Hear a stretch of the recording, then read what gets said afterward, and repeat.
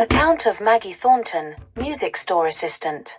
London, January 30th, 1969. I wasn't supposed to be on Savile Row that day. Normally, I'd be at my job in a tiny record shop near Carnaby Street, sorting LPs and trying to convince customers that the White Album was worth the money. But my lunch break ran long, and I found myself wandering toward the offices of Apple Corps. I'd heard rumors for weeks, whispers in the music scene about something big happening at Apple, where the Beatles practically lived. It was a cold, grey afternoon, and I was pulling my coat tighter when I heard the first notes. A sharp, cutting guitar riff, floating down from above. For a moment, I thought I'd imagined it. Then the unmistakable voice of John Lennon followed. Jojo was a man who thought he was a loner. I froze in my tracks. It couldn't be. But it was.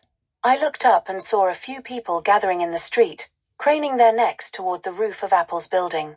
More notes spilled out, bright and raw, echoing between the buildings. I squeezed my way closer and joined the growing crowd. Is that them? Are they really up there? A man next to me asked no one in particular.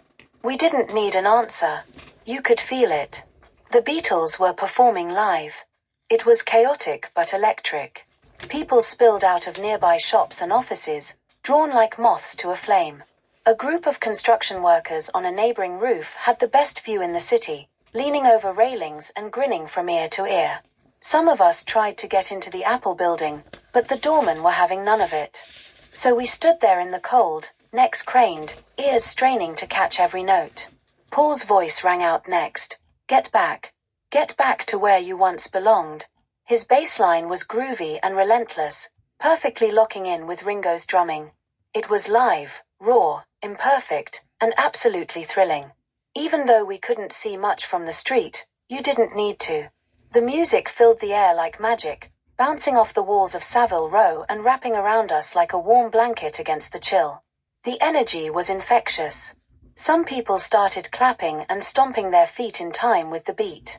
A couple of teenage girls standing near me were squealing, clutching each other and shouting, "It's really them, it's the Beatles." Between songs, we could hear muffled chatter from the roof, Paul's voice joking, John saying something cheeky, but the wind snatched their words away. Then came Don't Let Me Down. I've always loved that song, but hearing it live, in the middle of a street, was something else entirely. John sang with so much soul, his voice cracking in places, but that only made it more real. George stood out too. His guitar solos were sharp and biting, weaving in and out of the melodies. You could tell he was in his element, completely immersed in the music. And Ringo, solid as ever, his drumming giving the whole thing its heartbeat. The police eventually showed up, of course.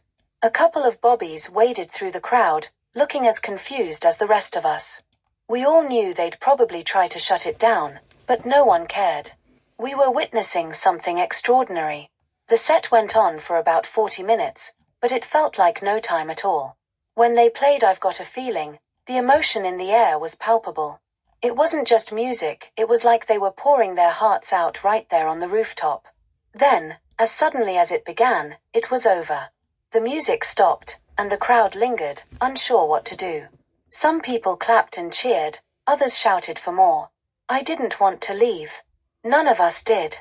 Walking away, I felt like I'd just been part of history. I had no idea at the time that it would be the last time the Beatles ever performed live together. But even if I had, I don't think it could have felt more special. To this day, whenever I hear the opening riff of Get Back, I'm transported back to that chilly afternoon on Savile Row. I didn't see them, not really, but I heard them. And that was enough.